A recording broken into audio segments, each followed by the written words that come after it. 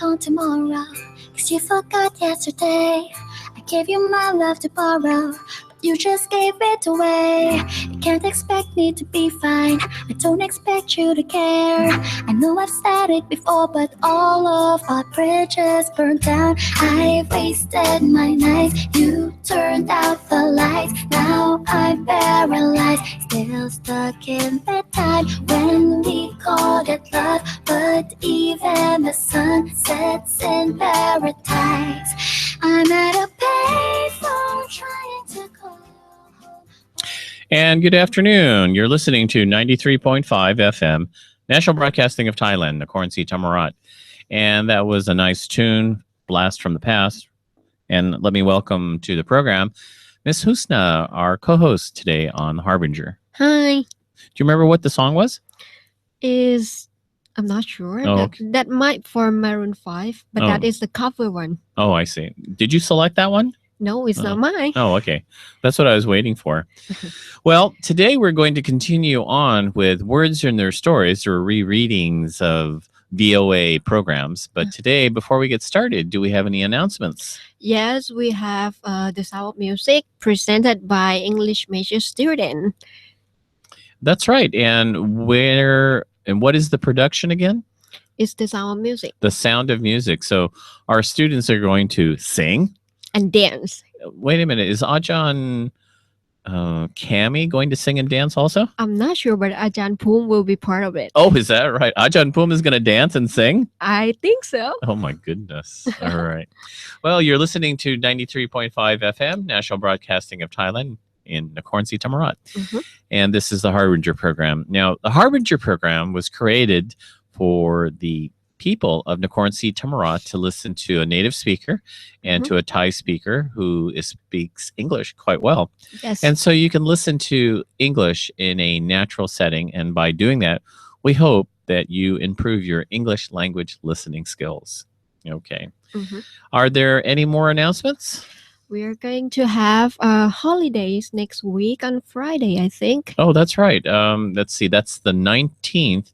Do you know the name of the holiday? It's Maka Busha Days. Oh, my goodness. So that means students will leave Thursday? Yes, I will leave on Wednesday after Harbinger program. Oh, my goodness. Maybe you won't come to Harbinger on Wednesday.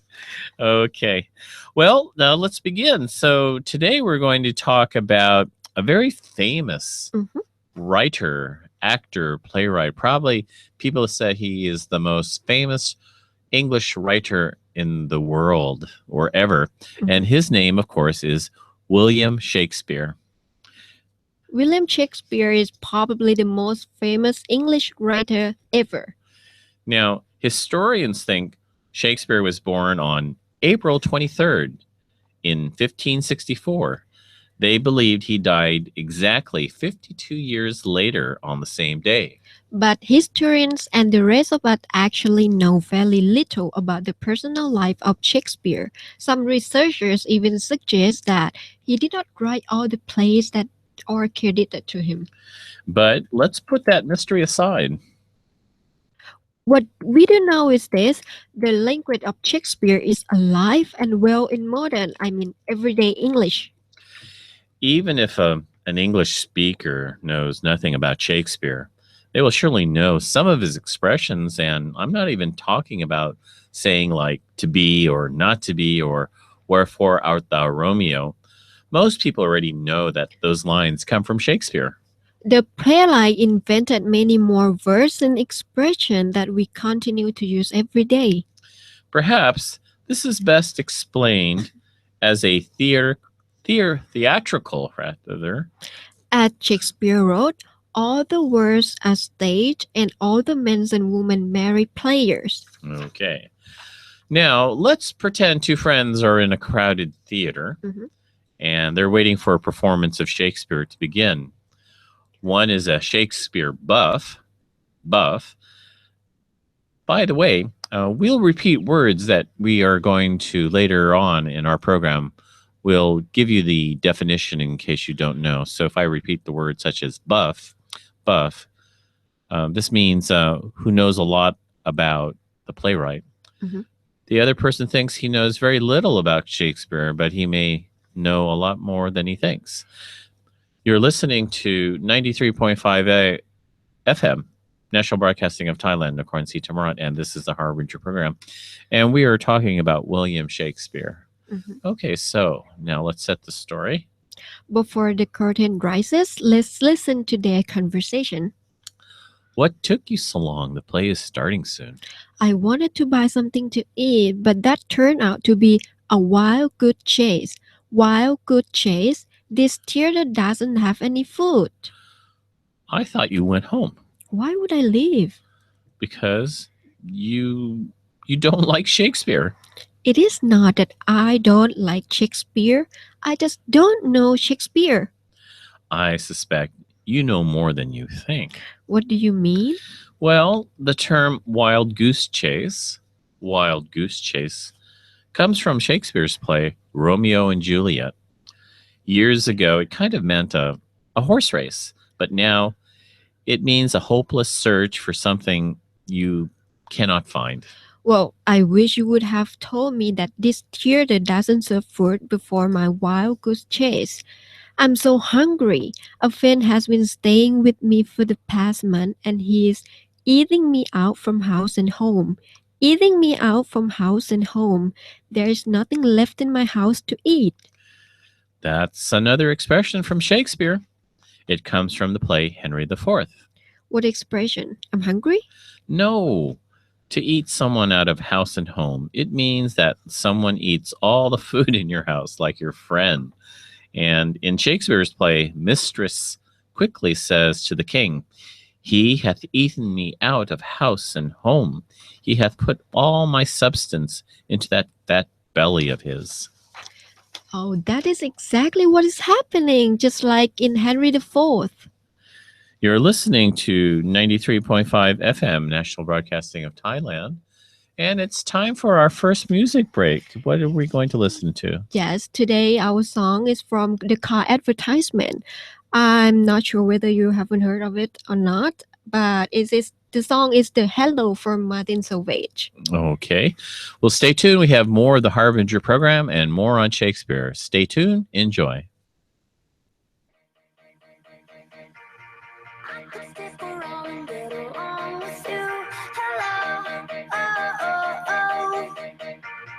Doesn't really mean that I'm into you. Hello, you're alright, but I'm your darling to enjoy the party. Don't get too excited, cause that's all you'll get from me. Hey, yeah, I think you're cute, but really you should know I just came to say hello. Hello.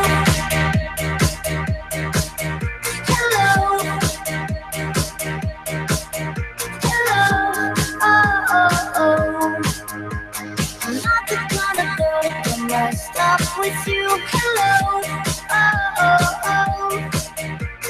I'ma let you try to convince me to, hello, oh, it's alright, I'm getting busy, just enjoy the party. It's okay with me if you don't have that much to say. Hey, kinda like this game, but there's something you should know. I just came to say hello.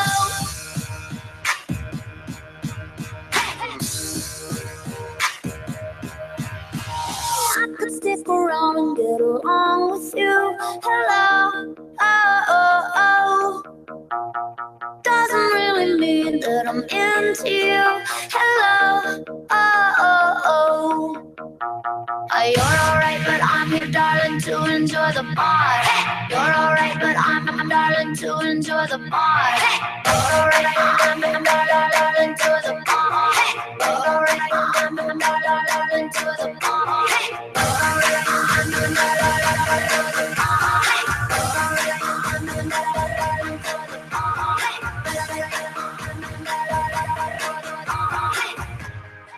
I just came to say hello. Welcome back. You're listening to 93.5 FM National Broadcasting of Thailand, นครศรีธรรมราช and this is the Harbinger program. I'm your co-host Husna Dada, and with me is Robert Santos. yes. Okay. Yeah, we are discuss about the expression that we use from the Shakespeare play. Can you give me an example? Oh, sure. For example, Mhm. one of them we've used is like wild goose chase. Mhm. That means like, oh, you run for something and you can never find it. Another one is, let me see, buff. Mhm. For example, someone who's very interested in something and knows a lot about it. So, like, you could be a English buff. Uh-huh. You know a lot about English, Yeah. and you know a lot about how it works. Mhm. Okay, so let's continue our dialogue on Shakespeare's expressions. Mhm.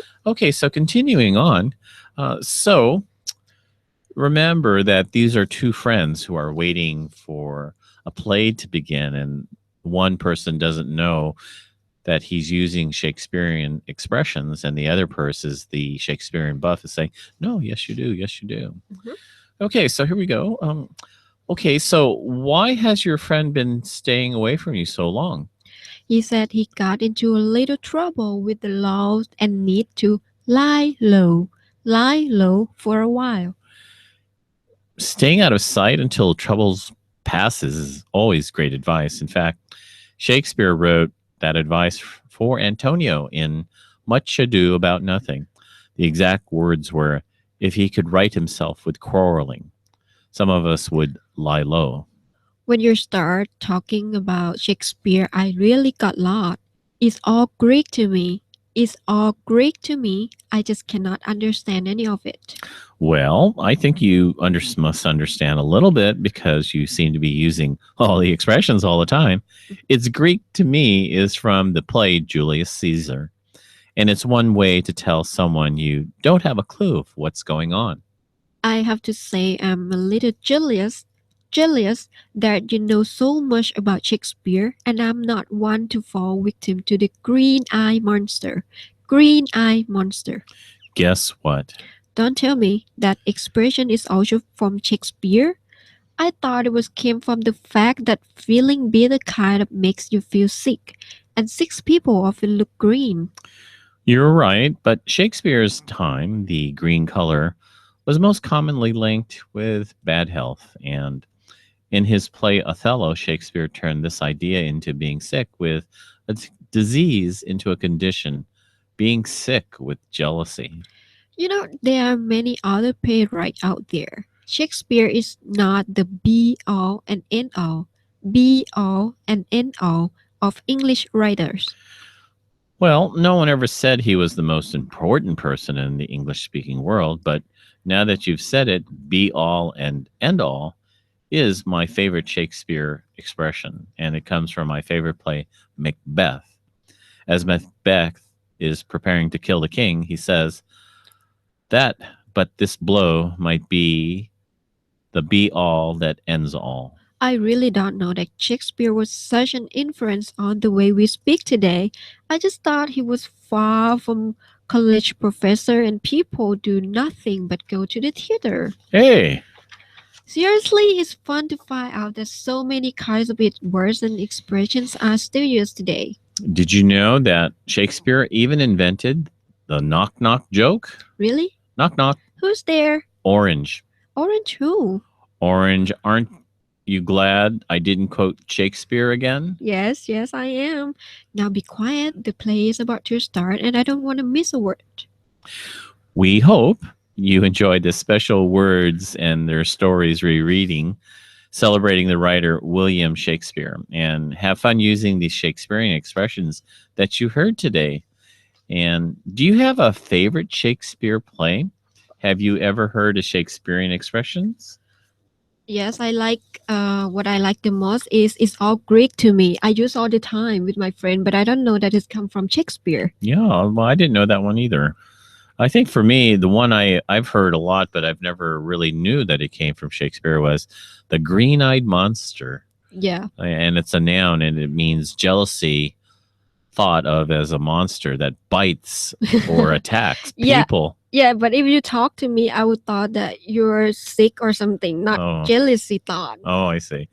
Well, yeah, I guess what is it? Jealous when like you can be jealous that someone can speak English better than you, or someone has a better score, and you I don't know how you say that. You have the green-eyed monster is out again, or something like that. Uh-huh. But I think one my wife always likes to use on me is that I eat her out of house and home, and it's an idiomatic expression that means to eat everything that someone has in the house. And I certainly do that. And then after a while, if that's done, then I go out to McDonald's and eat them out of house and home as much as I can. Well, time has went by real fast. It's 4:30, Mhm. and why don't you do the outro? Yes, and our time is up for the Harbinger Wednesday. This program was brought to you by Walilac University School of Liberal Art English Program. For the Harbinger program next Wednesday, stay healthy and English is all around us. Let's use it. Bye bye. Goodbye. Bye. See you next week.